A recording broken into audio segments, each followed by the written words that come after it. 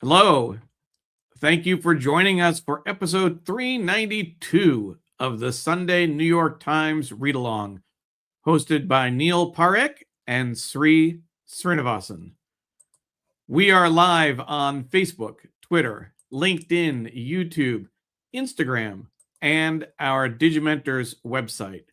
Please like, comment, share, retweet, do all the things you do to make sure people find this show. We're going to be focusing on the No Kings rallies, and of course the verdict against Meta and YouTube recently in terms of tying social media to mental health. And the interesting thing about that is that it's not it's specifically the product, not the content, but it's the way the products are set up that were called into question. But we are looking forward to a great show. Thank you to everyone who is joining us and who's watching the replay. We appreciate you taking the time to come back to the show. The show, of course, is produced by Digimentors, the social media consulting firm that Sri started with his friend Andrew Lee several years ago. We also want to give a shout out to our sponsors, Muck and the Graphic History Company. Thank you so much for your support. We have several people watching. I want to give a quick shout out to some of our early risers. Patricia is watching, says grace and greetings from New York. Miriam says good morning from Hell's Kitchen in New York City. And John says greetings from the East Village. So thank you. We're looking forward to a great show. Let's bring on our host, Sri Srinivasan. Sri. Hello. You can see I have my Muck cup. We need a graphic history cup as well because we want to promote our sponsors. We're so grateful to the team at Muck, the wonderful team at both Muck and at the Graphic History Company. Hello, everybody. I've been gone out of New York for 24 days. It doesn't seem like that long when you say it that way, but I was in 5 countries in Asia. Trying to get home wasn't easy. I had to come through Dubai in the middle of the war, and when we had to make a decision, the Air India flight via Delhi to New York was $4,000. Normally like $1,000, right? So they 5x the cost at least, and then they had the Dubai flight, the Emirates business class was $3,000, which is usually like $6,000. So wow. I took that route, even though it's way more than I planned to pay. And I was in the airport, in Dubai airport, for just 4 hours. There was a missile alert, but 10 minutes later it went away. So people are so calm about it there, which is kind of interesting. And I'm just happy to be back. But everywhere I went, Neil, the question, as soon as people understood I was American, or people kind of attacking you, you're having to defend yourself about all the terrible things that America is doing in the world. Last week, I wrote a story, my essay in the Substack that I run, srinet.substack.com. You can see the address right on the screen. I hope all of you will subscribe. We really appreciate it. In that, I said the worst man in the world has the most power in the world. When that comes together, we see crises like this, and it is unforgivable what is happening in your name and mine, Neil, and it's just outrageous. And I was on the show of Barkha Dutt, one of India's top journalists. I call her India's Christian Amanpour, and she was live in Dubai. I was in Bengaluru, and we talked. And so if you go to srinet.substack, you can subscribe and join. And because it was my AI training tour in 5 countries in Asia, I'm going to share the best tips from that in my newsletter tonight. So please sign up, srinet.substack.com. We'd love to have you there, Neil. Is that Pete Hegseth giving and Trump giving every excuse why this war has to happen. By the way, a war that we declared over and won on March 7th, and here we are sending more troops again in our name. So unacceptable, Neil. And here's the rest of the newsletter. And there's a message about the Hidden Brain podcast on Wednesday, March 25th. That was last week. This is last week's We were able edition. to partner with Shankar Vedantam, who has one of the world's 20 top podcasts, Hidden Brain, and help promote that. So thank you, Shankar, and congrats on your sold out show. He sells out 1,500 seat places across the country. So he's great. Thank you, everybody, for watching. This is the New York Times Read Along. We'll get to the paper in just a minute. That's Neil. He's in the DC area. They call it the DMV. I'm in Manhattan. Let me just show you. It's a beautiful but cold day in Manhattan. That's UN headquarters. That's the East River. That's Long Island City. And it's about 0 degrees Celsius, 35, 32, 33 degrees Fahrenheit here in New York. We have a lot to get to. We have people watching around the world. We just want to say hello to them. Gunter, watching from Austria. Thank you. Ken, watching from Cedar Rapids, Iowa, 25 minutes north of a great No Kings rally in Iowa City. We'll get to some of the No King stuff in a moment. Diane, watching from Margate, New Jersey. Oh, look at this. Sangma is watching from Shillong in India. We're so happy to have you with us. Thank you. Chris Gorman is watching from New York. And Patricia Freudenberg is here and says, welcome back. And Neil, over to you. What am I don't have the script, Sri. I'm not sure what I'm supposed to do at this stage of the show. Yes, my mom is watching. Hey, Mom, from Hastings-on-Hudson, New York, where I grew up. She's still in the house I grew up in, at least for now. Mom, you're working on downsizing, right? On getting out of there. She says we had a great No King march in the country. I hope the message is reaching President Trump. I don't hold your breath, Mom. I'm not sure that he has ears. I do want to go back to Chris Gorman's hello, though. Just want to point out and make sure that when we get a chance, there is an article in the Metropolitan section today, or real estate maybe, that shows a diagram of New York City that someone built that Chris shared with us. It's a 3D. It's a whole model of New York. Every building hand carved. Similar, I guess, in theory, to the one that's in Queens at the Queens Museum, made in the 60s. But this is someone who's done one up to date. It's at the Museum of the City of New York. And I'm hoping that Chris will host us all to come out and see that. So, Chris, let's talk when we have a moment. I am looking for my real estate section while we speak.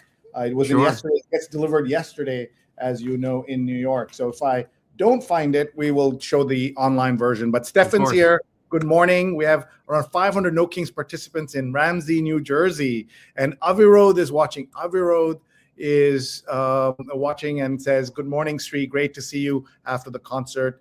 Everyone, tag your friends. Tell them we are live right now here in New York, but you can watch us live or later on Facebook, on Twitter, on Instagram, on LinkedIn, on YouTube, and go to digimentors.group and look for the New York Times Read Along, because there Neil has great goodies in previous episodes, including last week he had put in the Africa food recipes special section of cooking. So you can get the PDF free. These are world exclusives that are only available on our website, because if you're a subscriber, you get the print edition. If you're a digital subscriber, you get the digital edition, but you don't get the PDF unless you're watching us. So go to digimentors.group, go to the read along, scroll down and look for different places, click through, and you'll find, Neil, about 1 every 2 episodes has something, 2 to 3 episodes. Absolutely. Yeah. Either PDFs or gift links, just additional content that we can't, it's harder to put on social media, on Facebook and YouTube and such. So we always direct people back to our website. And the other thing to note, just for folks watching at home, in case you're looking for an old episode or you're trying to get back to share something, just as a reminder that Facebook deletes these episodes after 30 days. So it's not a long-term option in terms of sharing that Facebook link. It's where most people watch. It's where most people engage. Of course, that's where Sri started the show 10 years ago, just on Facebook. But that's why we encourage people to go back and look at our website to find those shows. And here is a look of what that looks like when you scroll down. We have several shows at the top, kind of our highlights, if you will. Brian Stelter, Jake Silverstein from his office. Sri, that was part of my birthday week several years ago. Wednesday afternoon at the New York Times office, 4 days before the print edition of the New York Times Magazine came out, we had a special preview. That was like magic, Neil. It was part of the birthday celebrations, and well earned by you. But it was a build up after all the stuff that we have done together, and there you can find our entire history. So everyone, please take a look. I mean, to be accurate, it goes back about 5-6 years. Does not go all the way back the 10 years that we've been doing this. We also want to give a big shout out to our friends at Scroll.in. Thank you so much for hosting us. Scroll is one of India's most important independent news websites. They have Scroll Global also, so please check out Scroll.in. And by the way, Chris has already agreed to having us come and see the show. So we'll have a New York Times Read Along visiting tour of there. If maybe we can somehow do it on a Sunday, that's all too complicated to think about now. But Chris has given us a thumbs up. Thank you, Chris. And we will somehow get to you, and we appreciate that. So what happens in the read along? We go through the different sections, mainly the covers, because we don't have a lot of time, but we also, Neil and I, exchange opinions, and we have occasional guest speakers. Today, no guests, just all of you and all of us.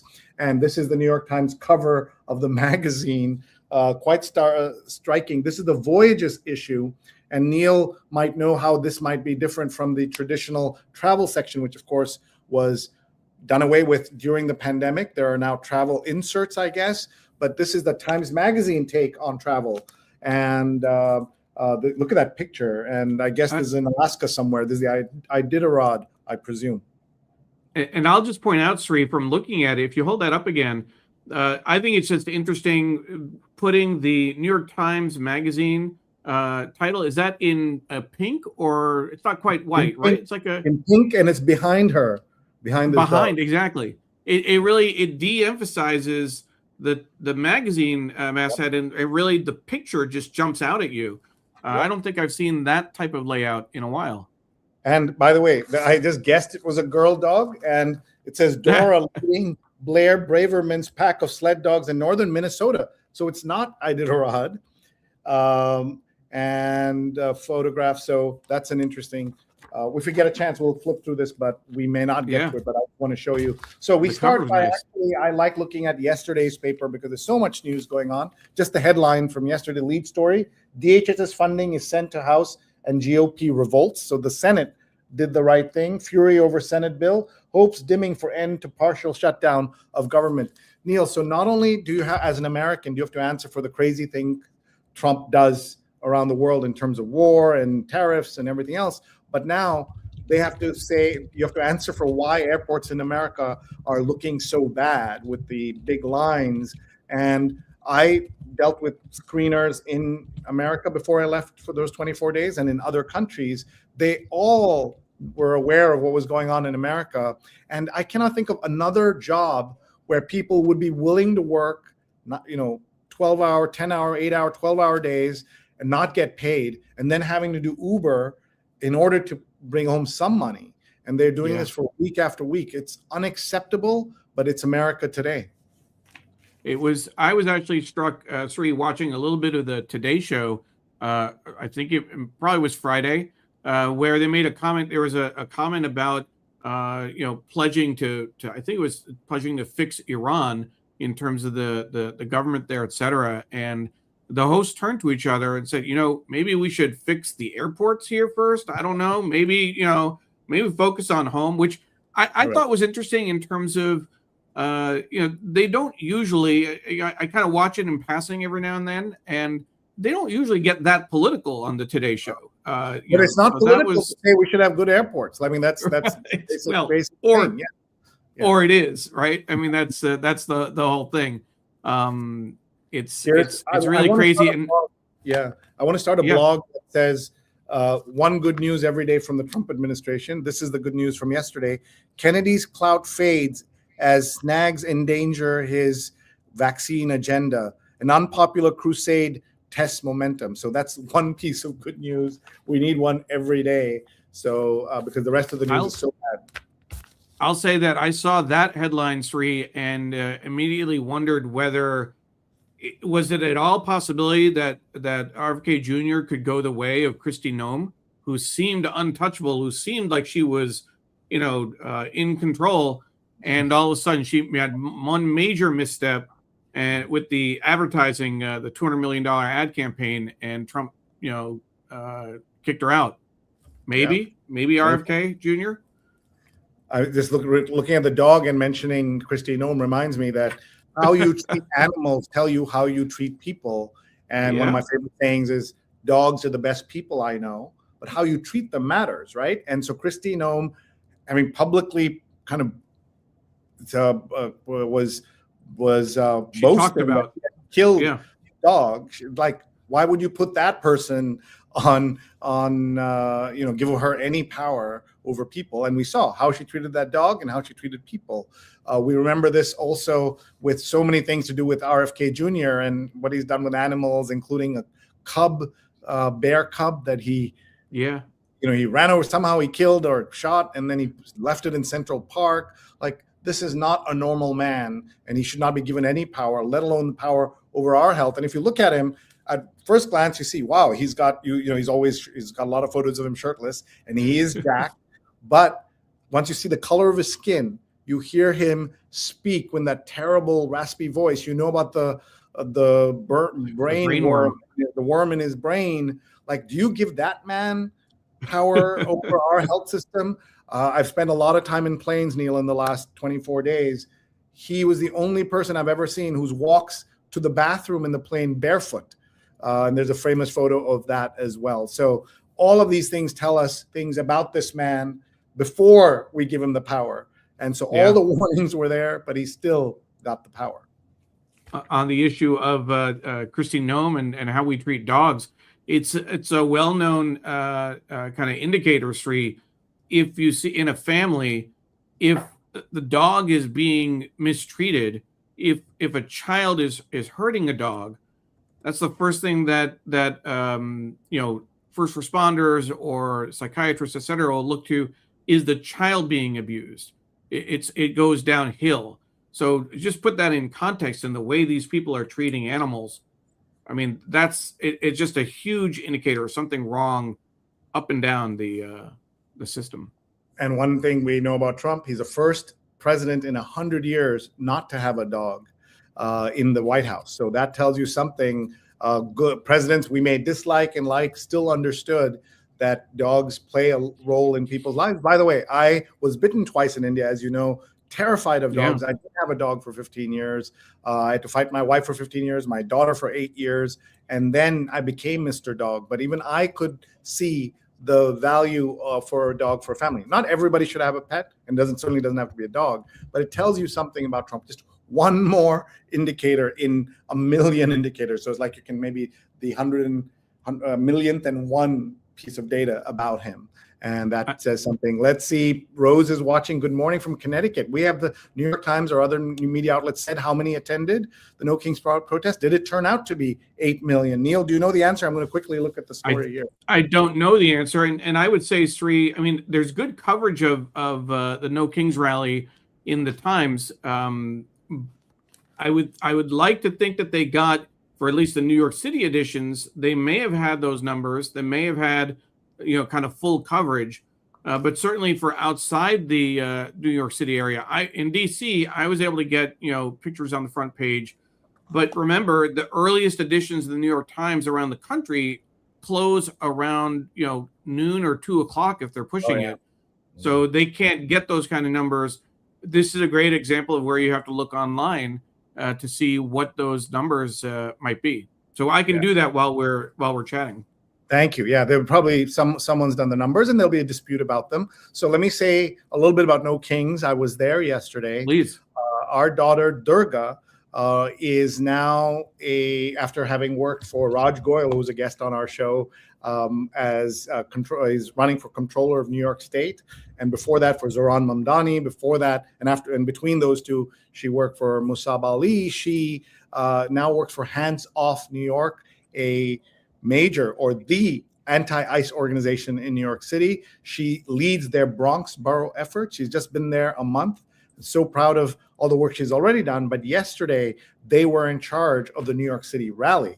And so we are so proud of what she was able to do. So I'm going to show you a photo of her there at the front of the rally, helping bring everybody together, working with the team that made it happen.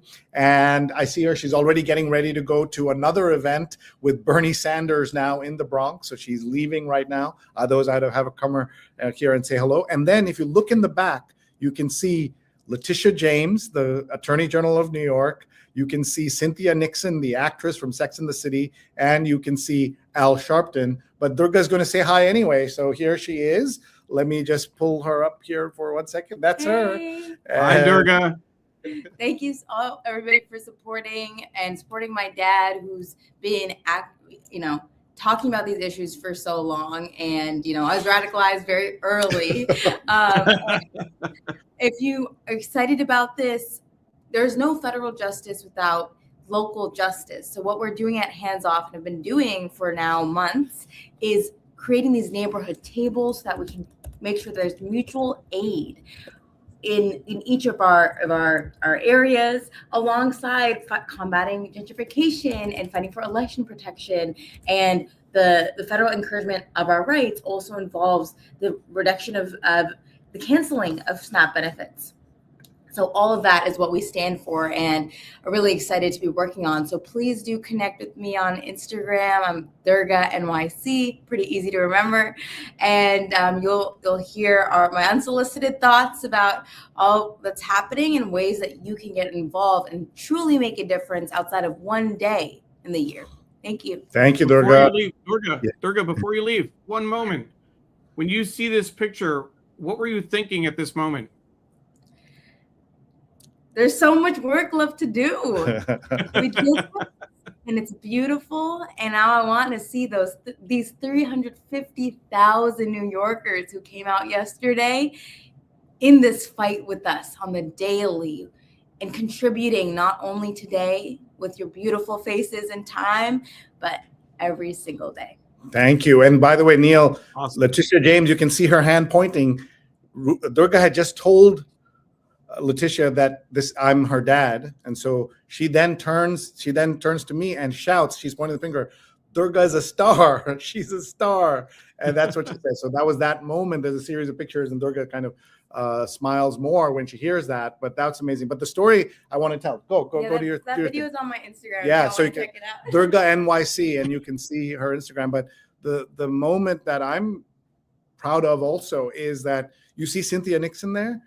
She was also a patient of the same OBGYN Rupa and I were patients with Durga and Krishna. We were all there pregnant. Only one of us was pregnant, but all four of us were there.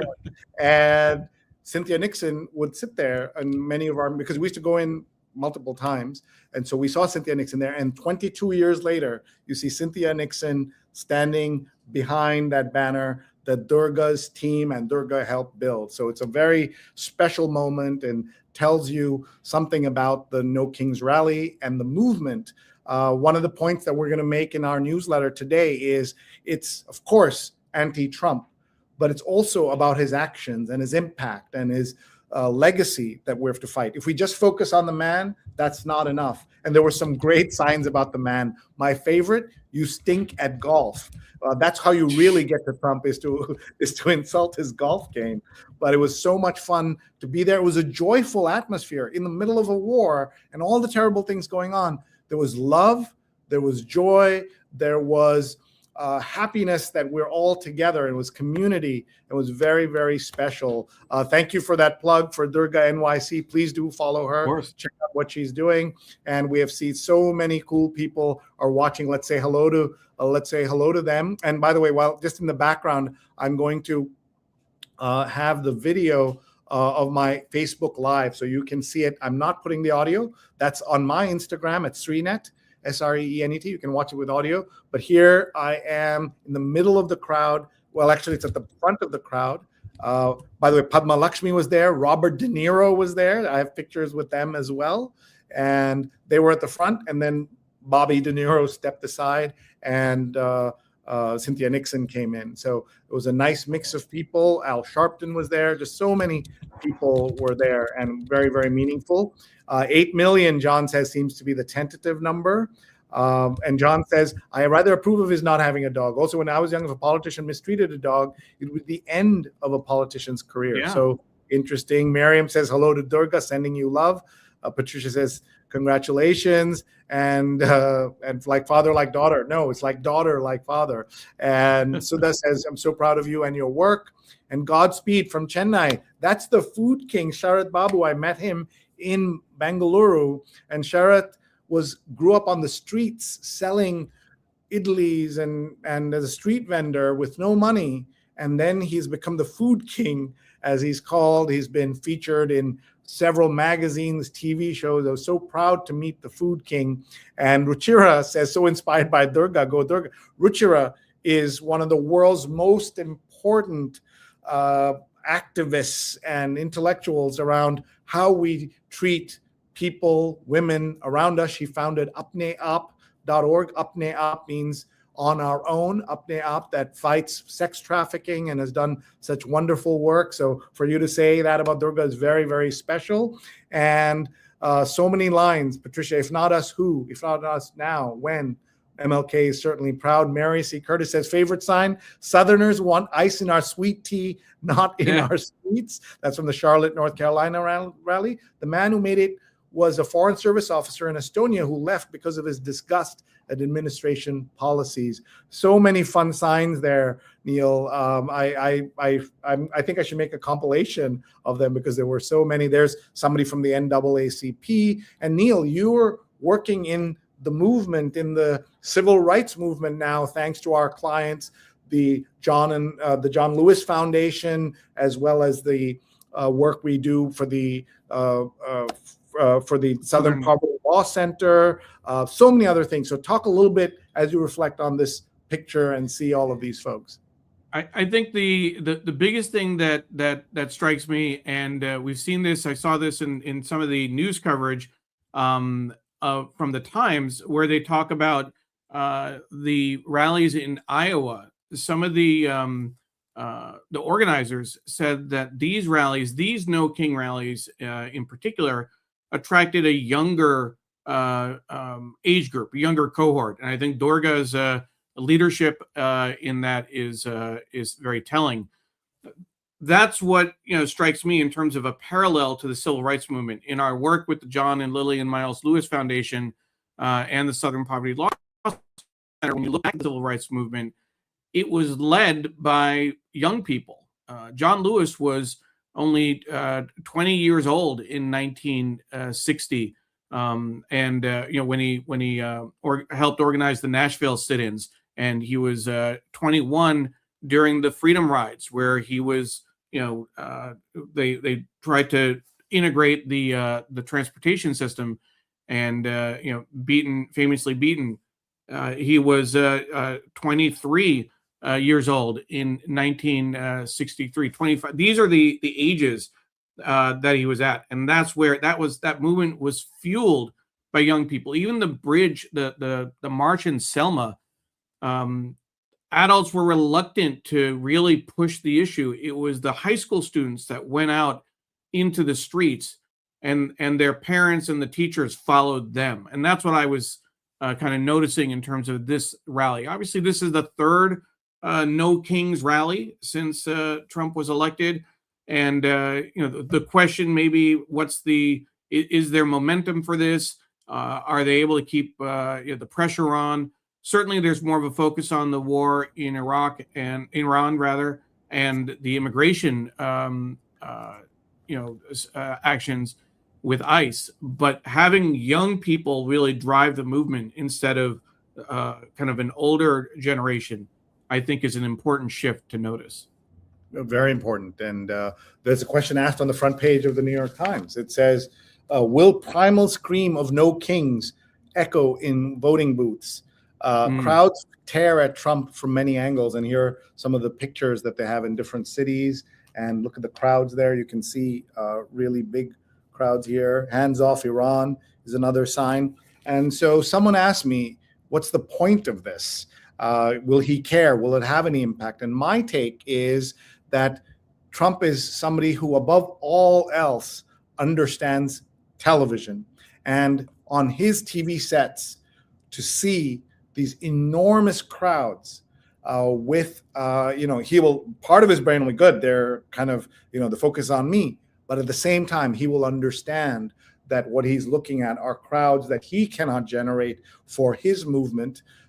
Even when he does a rally, it's nothing like this. And so that's something that'll be at the back of his mind. And just to know, for everybody else, this has nothing to do with Trump, the fact that you feel you're not alone when you are upset about what you're seeing that's happening on the streets of or in America every day with the war and everything else, and you're upset about it, know that you're not alone, that millions of your citizens took to the streets yesterday, but are also sharing, posting, writing, talking. So marching is not the only way to do this, but the fact that it was peaceful, it was joyous, it was fun, I was so happy to have that happen. I will say that I was nervous throughout, because all it takes is one person from the other side to come in and cause chaos. They could easily start a stampede. We were with the police. They were there. The police community affairs folks were in uniform there and talking and smiling and just being part of the event. So I want to make that clear, that the joy of it was very special, but it could have gone in any direction very quickly. And you can see it was sunny, but also cold. I was wearing 3 layers, Neil, to try and stay warm. And then your kind of adrenaline heats everything up. So it was fine, but it was a special day. We walked from just next to Carnegie Hall all the way down to Times Square. And it was just really, really moving, so to speak, to be there. Let's see who else is here. Ruchira says, just connected with Durga on Instagram at Durga NYC. So much to do. Give us marching orders. And there's that 2-generational conversation where Ruchira has done so much already and will do so much more. And her interaction with someone who's 22 and just getting started. And Stefan says, please share this quote from Dr. Amy Attas, DVM, author of Pets in the City, True Tales of a Manhattan House Call Veterinarian. By the way, I didn't know there were such things as house call vets. A relationship with a pet is like no other. By bringing animals into our homes and making them a part of our families, sharing our lives with them, caring for them, we are at our most compassionate, empathetic, and selfless. I believe that our love of animals defines our humanity. And just in case we're coming on too strong, it's perfectly okay if you don't have pets in your house for a variety of reasons.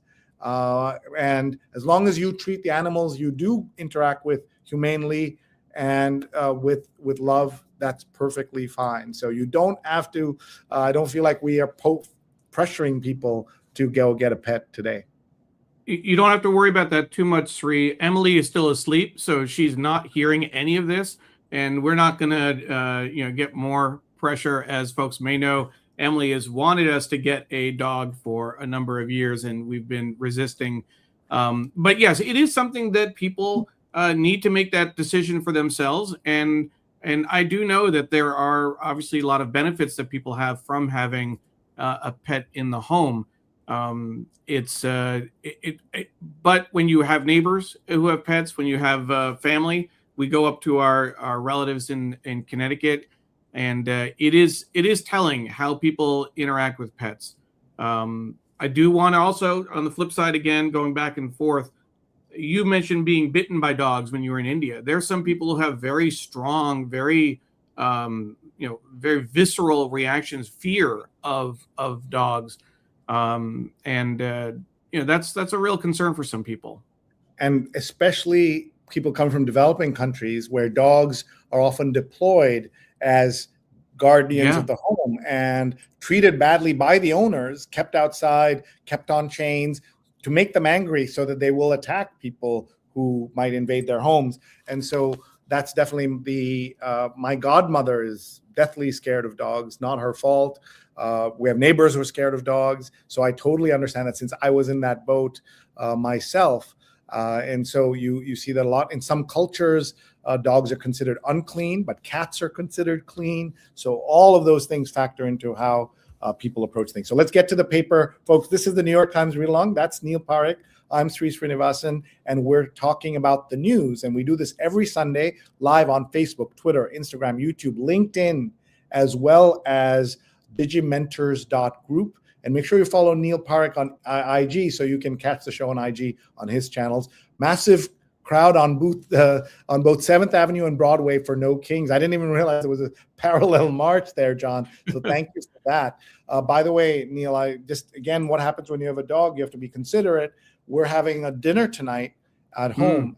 And first thing we have to do is find a place for Tara, our dog, to have a play date so that she can be out. And then she kind of makes a grand appearance sort of around dessert or after, but only after we check who's scared, who's not. If people are scared, we always don't bring her in till the very end, till those people are left. But often people are like, as long as she's on a leash and they've already eaten, they don't really care. So anyway, let's look at the paper. Portrait of Trumpet War, Impulse and Ultimatums, surging between boasts about U.S. might and frustration over unmet aims. This is a war we've already won. He's told us multiple times we won this, but he's still sending people in, Neil. It's incredible. I think that incredible as point, not credible that this has happened. Not credible, but just the idea of having that much dissonance in terms of where we are with the war, what we can see with our own eyes, what we're hearing from the administration at various points. It just it gives you whiplash. Yep. It certainly does. All right. So this is above the fold. Let's see what's below the fold, which is something you can only see on the New York Times read along if you stop getting a newspaper. This first story here is B. Oh, this is huge. That name is pronounced Thorough. I was Thoreau my whole life, but it's now Thorough. Thorough. Yeah. Thorough is how you pronounce it. Did you know that? Did you know that you've also been saying another name wrong? Instead of Salman Rushdie, the way we all say it, it's Rushdie. Salman Rushdie instead of Rushdie. But if you go around saying Salman Rushdie, people think you're crazy. As if you go around saying David Thoreau or David, I can't do it. David Thoreau. If you start saying David Thoreau, people will not believe you. And this happened with Jeff Goldblum, who was narrating a documentary about David Thoreau. David Thoreau. Salman Rushdie. Thorough in your pronunciation of David Thoreau. I mean, it's a PBS documentary, so hopefully that'll take root. But that's how you don't think it's gonna happen. Enough. How will people know unless they make that point on the show multiple times? Hey, folks, you've been saying it wrong, because people just presume you're saying it wrong. I guarantee if you at the next dinner party you're at, you say I'm reading Salman Rushdie, they'll be like, "What are you talking about? What's wrong with you?" And you can't say, as you know, we hosted him together, so you can't say, "Well, Salman told me it's," but I don't think you can influence people anymore, right? I think on the show I did say something. I said something about it, and he said, "Yes, it's Rushdie," but nobody says that anymore. Yeah, it's hard. And so if you think about that for a moment, Sri, in terms of for someone like Salman Rushdie, if you go through life and people are mispronouncing your name, that's something that is, earlier, particularly people with names that are from other countries, not foreign names, not, strange names. But when you're younger, you have to deal with that a lot in school. And as you get older, you get a little bit more, I want my name to be pronounced the way it's supposed to be pronounced, right? I have an easier first name, a little bit more difficult of a last name. But imagine someone like Salman Rushdie having to, just grin and bear it, because he's reached such a height of fame that you can't fix that problem anymore. That's an interesting dynamic to live with. I've not thought of that. Often people, when they see my name and then try to say it, they will add an SCR on both my names. Srinath, Srinivasan, Scree. They say that because there's no words in the English language that start SR. There's always something in between. I know you're now your brain's going overboard if you're watching live. Neil knows this already. But SR, there's nothing in between. There's no word that starts without something between an S and an R. So people add the Srinath, the Srinivasan automatically. And I never, when I was young, I tried to correct, but it's embarrassing. And you just want to hide when your name is in New York City and your name is Srinath Srinivasan. It's hard. So For now people are more sensitive, but this Rushdie and thorough. Oh my God. The line here is for years. Yeah. So the Go line ahead. here, it's what they say is it rests on the first syllable like thorough, as in I'm thoroughly confused by the strange turn of events. For Okay. years, I pronounced your name with an H after the S. Yeah. Shri. And it took a while until I heard it or you mentioned it at one point, and I realized it was just a Sri. Yep. You know, that takes some work. It does. All right, let's go, folks. We have about 20 minutes with all of you this beautiful Sunday. As Cuba reels, Castro dynasty reasserts itself. So that's interesting. They're in charge. Meanwhile, in Iran, the Pahlavi Shah dynasty, the Shah of Iran, Pahlavi Reza Pahlavi was his name. His son is rearing his head and reasserting itself. Kentucky Republican thinks hate from Trump is worth it. This is about Representative Thomas Massey, and he was out there challenging Trump on so many things, including and especially Epstein. And a lot of people, Neil, during the No King's March, understood that this was a distraction from the Epstein files, what's happening in the war. Lawrence, thank you so much for watching from Hamilton Heights. We really appreciate that. And look at our friend, Mr. Blues Radio, number 62. Great show as always. Thank you so much. And Hey, Mark. And Mark says, Mark Yes. Lee, the sit-in folks in Greensboro were college kids. So Neil is following up on what you were saying. Marching is not the only way, but it is the most visible way to express opposition. Beautifully said, Miriam. And Jan Patel in Gandhinagar, Gujarat, your home state. And that's great to have it there. Frequent viewer. Thank you, Yes. Jan. And people are watching. We appreciate this. And Miriam says, again, it's very expensive to have a pet these days. Tell me about it. There's something called pet insurance, but it's kind of a scam in my mind. I love pets, but I know some until you get a bill. Yeah. Until you get that really expensive medical bill, which I'm sure you're going to pay. Sri, forget about flying back from Sri Lanka. If something happens to Tara, you're going to pay through the nose. I know. Saying. And now Sri is a total mush pot with Tara and many dogs. LOL. Great crowds in New York City or North Carolina, says Mr. Blue Spot. Two routes converged in Times Square. The 7th Avenue and Broadway converged. Wonder how many Eastern European athletes have their names mispronounced.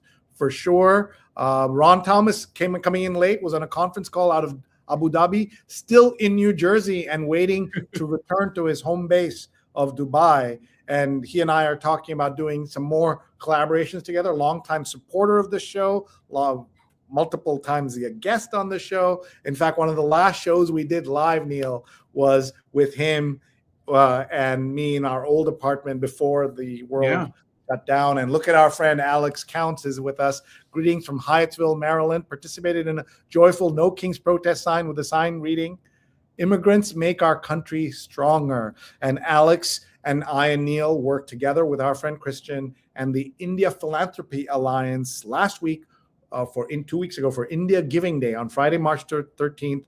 More than $5 million raised for causes in India. You all can still go to indiagivingday.org, indiagivingday.org, make a contribution, or just take a look at 51 organizations coming together. I hope people call Alex and ask how to do this for Latin America, how to do this for South America. For Africa and for other places that need this help. He's the guy to talk to. The India Philanthropy Alliance has done such good work. So many people watching. Radian watching from Bayshore, Long Island. Thank you. Anything in the paper about Cesar Chavez? There is. And there's a big story. Yeah.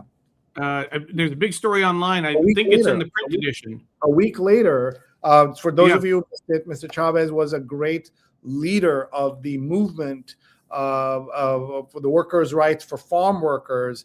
And there's a day named after him in California. But all of that's come to a crushing halt because of a 5-year investigation by the New York Times, where they went in and found a series of women, young girls at the time and women, who were assaulted, raped, attacked in forced relationships with this so as we would call him, a great man, and California has canceled No King's Day.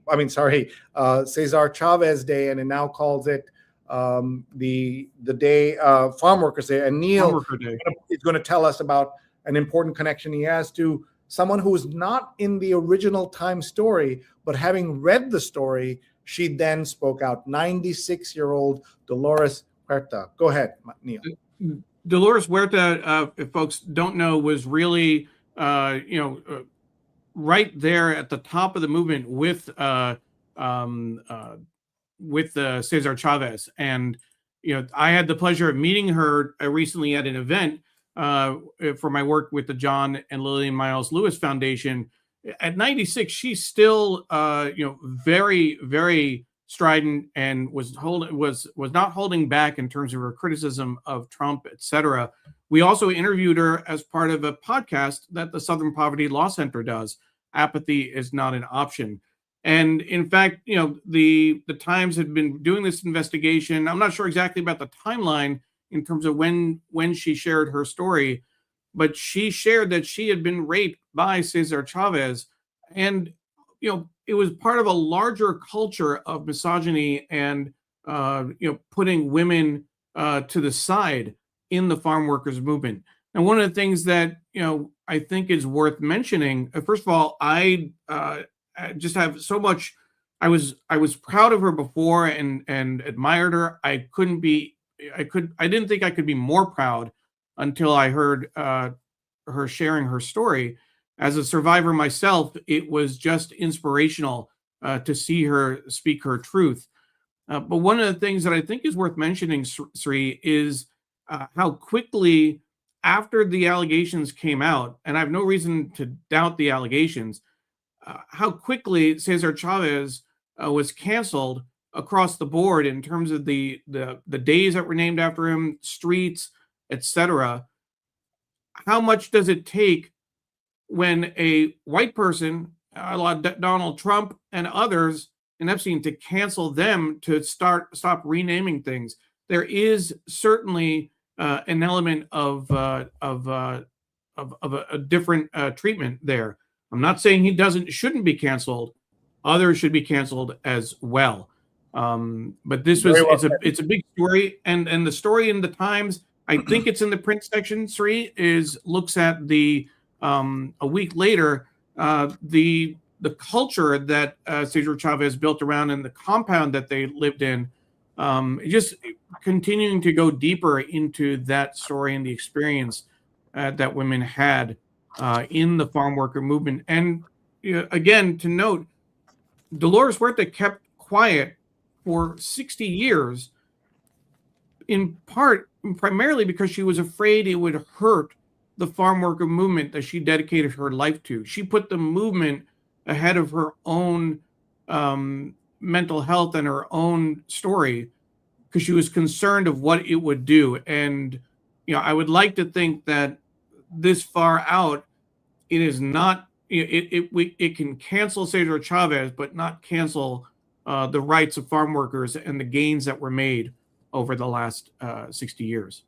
So beautifully put, Neil, and you're right. I don't think that is. I didn't see that come up at all for a change. So I'm glad that people weren't saying this negates the work that he did. And we can think of so many mostly men who've done important, worthy things in their life, and then things have come up after, or even in their life when things show up about them. So. But the fact that she kept it quiet, and she had two children out of wedlock with him, yes, and had to give them up. And so I wonder, I've not followed the story, but are there now old women out there wondering if they are the daughter of Dolores and Cesar? That's something to, I just can't imagine having that conversation with yourself or your friends and family. And this is the story that is in the paper. I don't know if it's in the print edition today, but the cult of Cesar inside the mountain compound led by Cesar Chavez. In his remote headquarters, the United Farm Workers leader began to see himself as not just a union leader, but a visionary healer. And this is a very prominent story online. I'm guessing from the date, it has a 3/29 date on it. It may not be in the print edition today. It may be in tomorrow's paper, but this is a quick preview of Thank you what for they that. have. We have this international audience, including, you see, Janesh watching from Bangalore. Thank you. And to them, Cesar Chavez may not mean anything, but we are trying to convey the power of someone like Chavez and the role, the outsized role he played in America. Rahadyan says, I can totally relate about mispronounced names. And if I've been mispronouncing your name, Rahadyan, all these years, please forgive us. And Neil's putting in a link to India Giving Day, and you can contribute. There is definitely some institutional racism and in all that's going on. Ruchira says it's the normalization of sexual violence. The Epstein mindset is what needs to be addressed. Look at the people that have been canceled by the Epstein files. Noam Chomsky, like this is one of the most important people in the history of American intellectual life. Somebody who people loved and took so much from him in terms of his interests and his shared thoughts. He's been canceled. Larry Summers, who was Treasury Secretary, President of Harvard, been canceled, and so many other people, but not Donald Trump.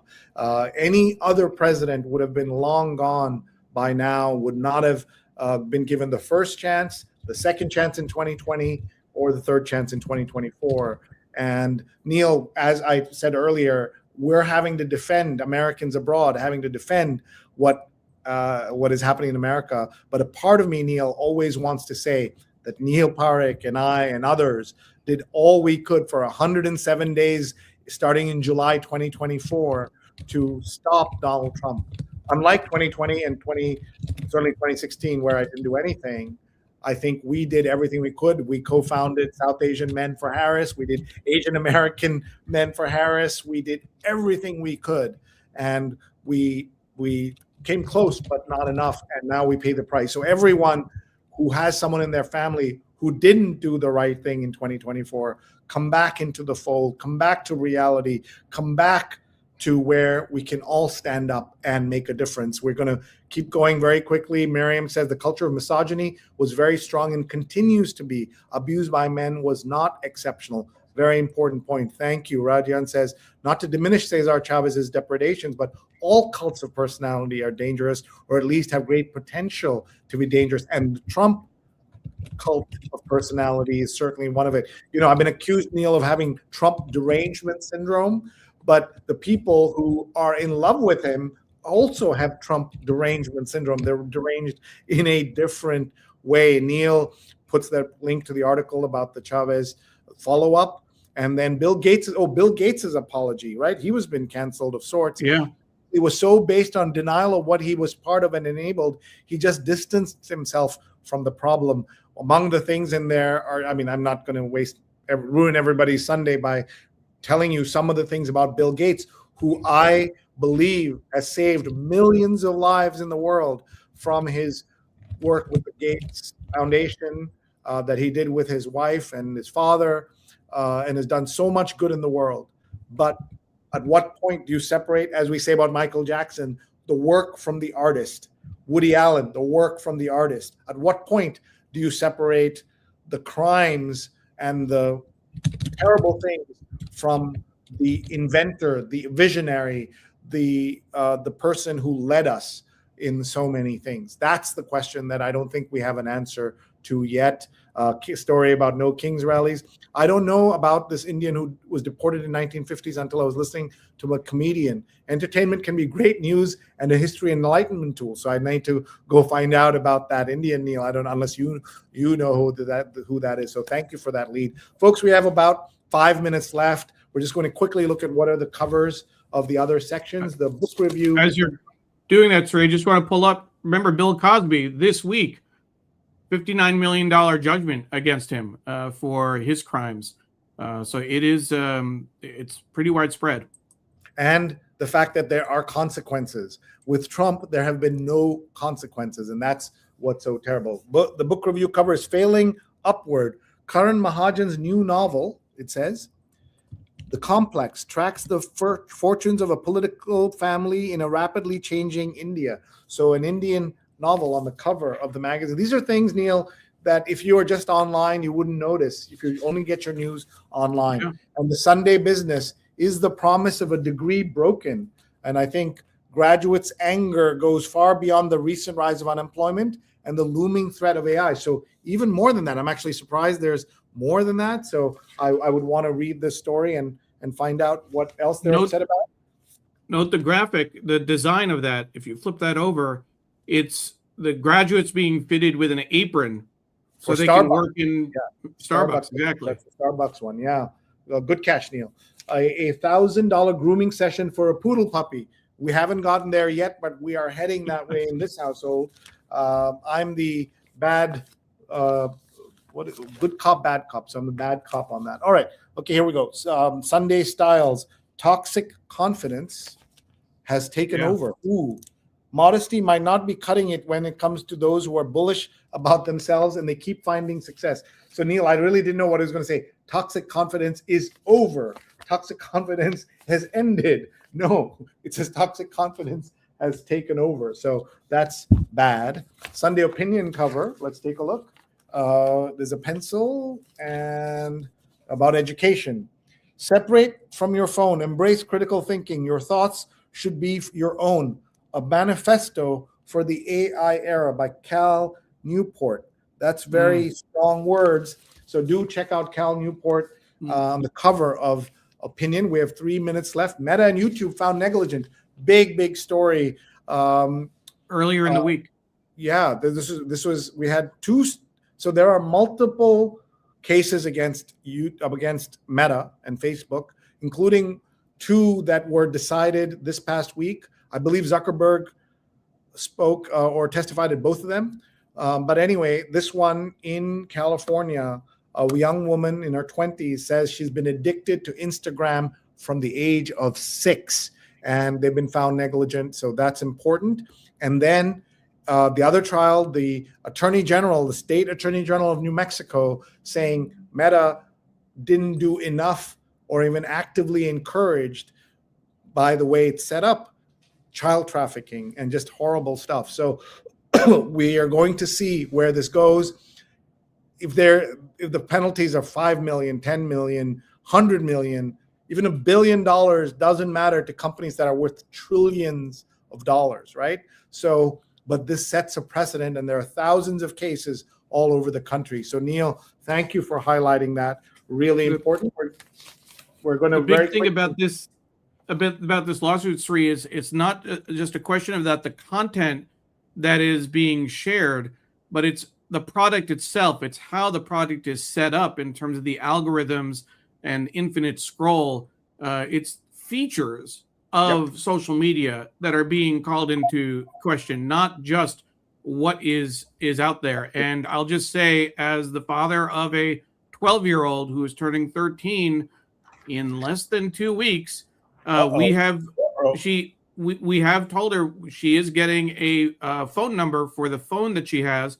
The phone up till now has been Wi-Fi only and no phone number, no texting. But we are going to be talking about the restrictions that she'll have on social media, and figure out a way to make that work. But it's something that we're very concerned about. Thank you. There's the real estate section. Yeah, there it is. The work of Robert Moses? No, it's Joe Mackin. And Joe Mackin built by hand or carved out by hand or paper every single building here in New York City up to a certain date, I presume. What you're looking at there is Central Park.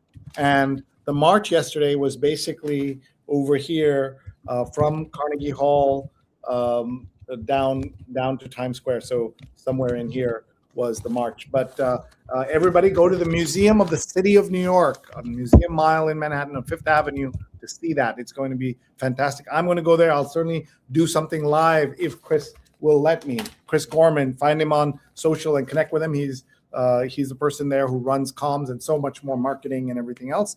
In search of a private chef. Ooh, a competition ahead of summer among the wealthy in the Hamptons.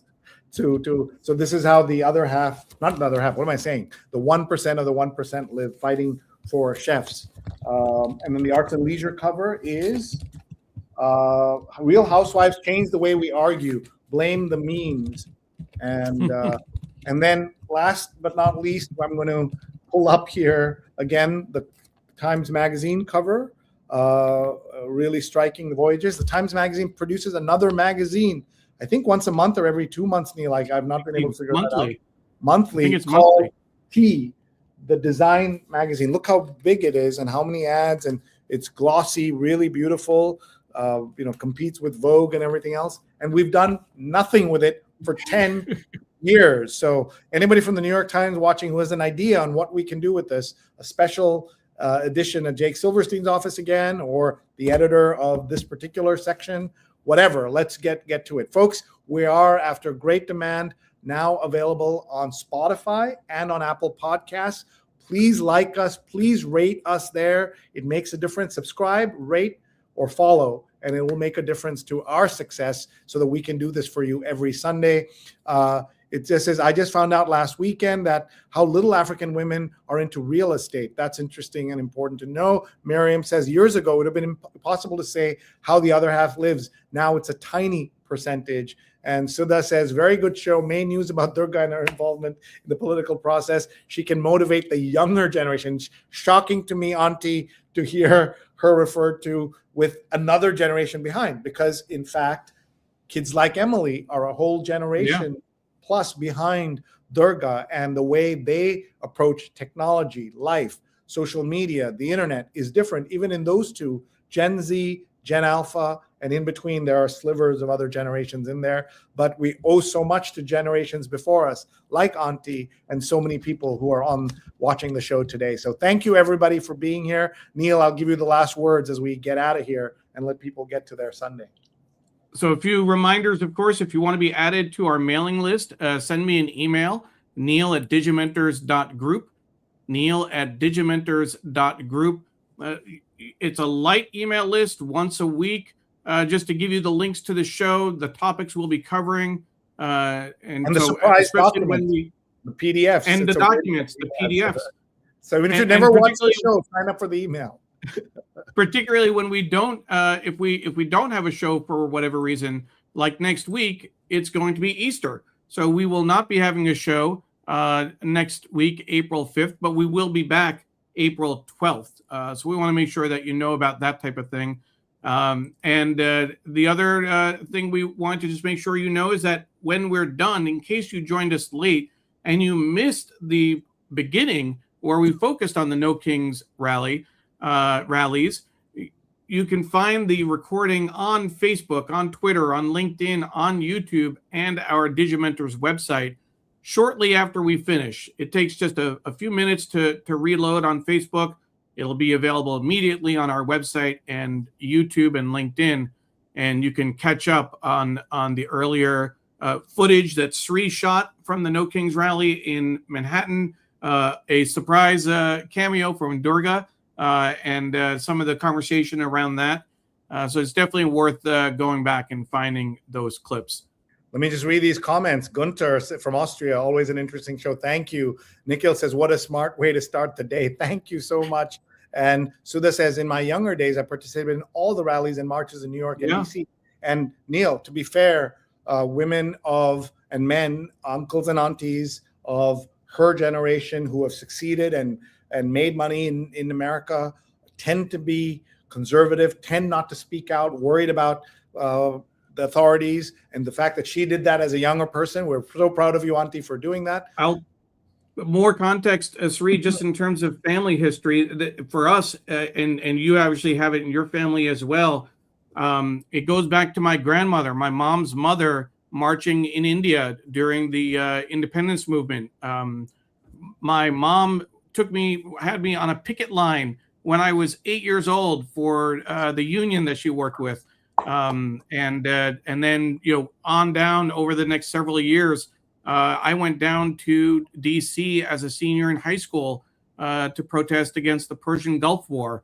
I'm still surprised my parents let me go, but that's a different conversation. So that's something that it it shows a different level of engagement when you're actually willing to go out there onto the street. You can protest if you can. Yes, you can like a post and you can share a post. And there's a lot you can do on social media, but seeing people on the street. I want to go back, Sri, in 2020, during COVID, the Black Lives Matters protests, before we knew what was going on and how you could get sick and people were really scared. How many people were on the street willing to risk that for something they believed in? I think that it's something we should think about. No, absolutely. And I want to there's a comment here from Apollo. I hope he meant hello from Philadelphia. As soon as if he meant help from Philadelphia, I'm going to call him right after to make sure Apollo, he's okay. Blink twice if you need. That won't work here.